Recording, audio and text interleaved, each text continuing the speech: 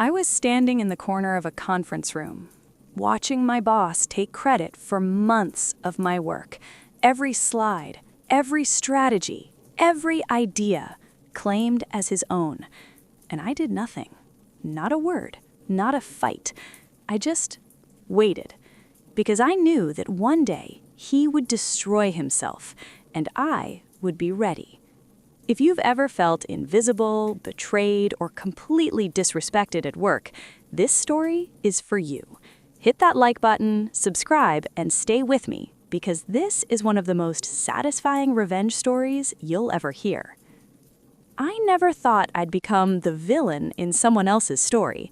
I was always the quiet one, hardworking, polite, yes sir, no sir guy. You know the type, always behind the scenes, always doing the work, never asking for recognition.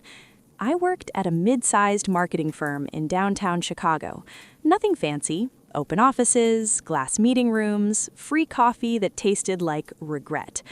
And then there was Daniel Carter, my boss, a man who smiled a lot, but never with his eyes.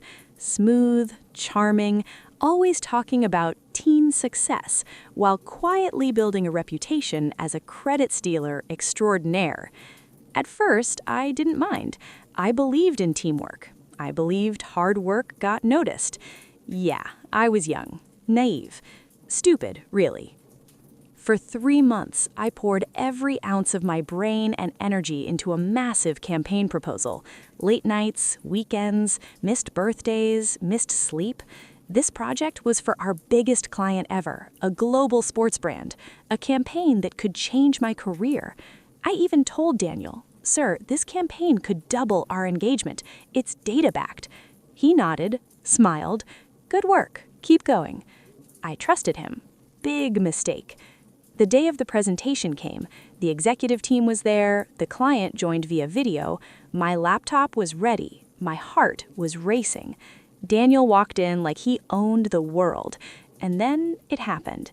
Every slide, every idea, every single word I had written, presented as if it was his own. I developed this approach. I analyzed the data. I decided.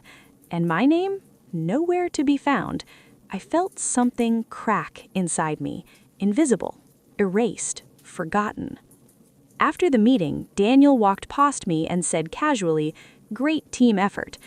Team effort. That's what he called it. I went to the bathroom and stared at myself in the mirror, hands shaking, blood rushing, my chest tight. And in that moment, I made a decision.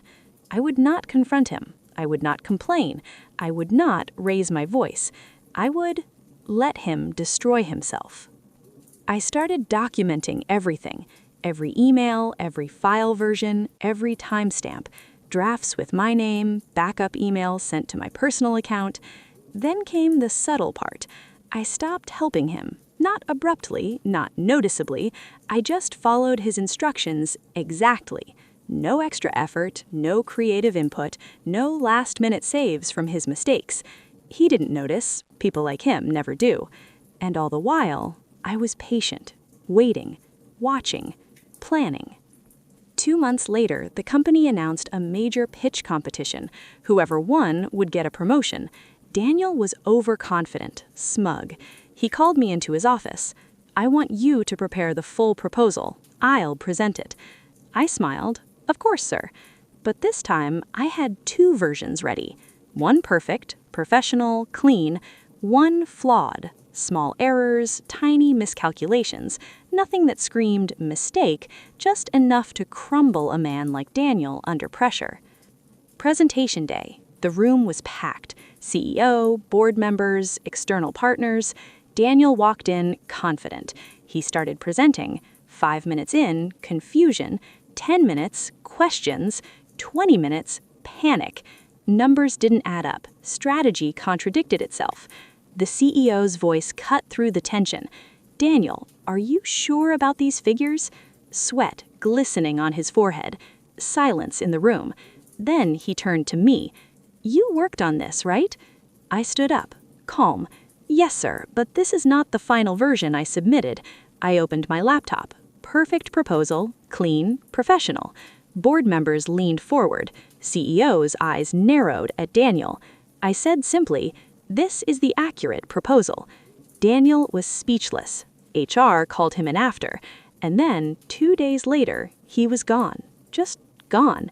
No goodbye, no farewell lunch, nothing. A week later, I was called into the CEO's office.